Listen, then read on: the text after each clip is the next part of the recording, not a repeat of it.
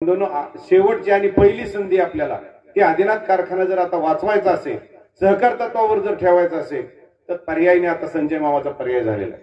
जर मामाला मी त्यावेळेस म्हणलं की जर तुम्ही पॅनल दिला असता, कुठेतरी तुमच्या नेतृत्वाखाली पॅनल झाला असता तर आम्ही तुम्हाला सांगतो ह्या स्टेजवर दिसलो नसतो. काही आमचा संबंध नाही. पण स्वतः मामा उमेदवार आहे, आम्हाला खात्री आहे की जो स्वतः उमेदवार आहे, स्वतः चेअरमन होणार आहे, त्याच्यामुळे आदिनाथ कारखाना 1001% तुम्हाला सांगतो अडचणीतून बाहेर निघून चांगल्या पद्धतीने सहकार तत्वावर चालणार आहे. याच्यामध्ये माझ्या मनामध्ये शंका नाही. कारखाना घ्यायचा होता, तो का घ्यायचा होता हे थोडक्यात सांगतो.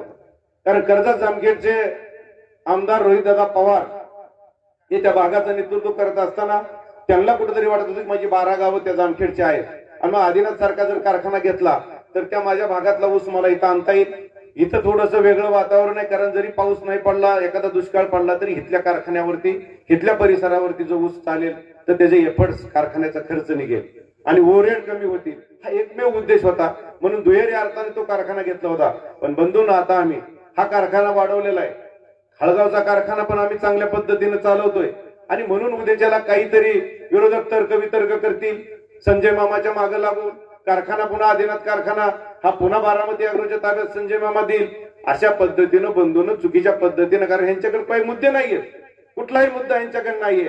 कारण ह्यांना तुम्हाला सांगतो कुठल्या मुद्द्यावरती कारखाना चालवणार आहेत ह्याने तुम्हाला सांगतो त्याचा आम्हाला लेखाजोखा द्यावा. कारखानदारी अज्ञान लोकांच्या जीवावरती चालत नाही. ते दिवस गेले.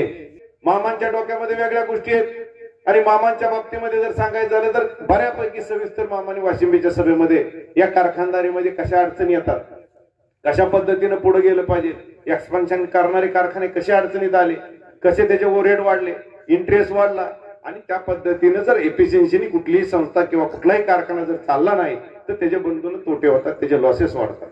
आणि मग हे लॉसेस वाढत असताना त्याच्यावरती एक जर चांगलं नॉलेज असणारा जर माणूस असेल तर त्याच्यामध्ये पर्याय तयार करत राहतो. बरेच पर्याय मामाच्या डोक्यामध्ये की कारखाना कशा पद्धतीने चालवायचा. आज बारामती अॅग्रो जरी पर्याय बाजूला गेला तरी संजय मामा सारखा पर्याय तुम्हाला सांगतो बंधूंना आता आलेला आहे. आणि हेच पर्याय आपण बंधूंना आता सोडता कामा नये. बाकीचे मतभेद बाजूला सोडा. आम्हाला बागल कंपनी पण सपोर्ट केलाय की जर आता सभासदांनी ही जर चूक केली, आदिनाथ कारखाना पुन्हा कधीच चालू होणार नाही.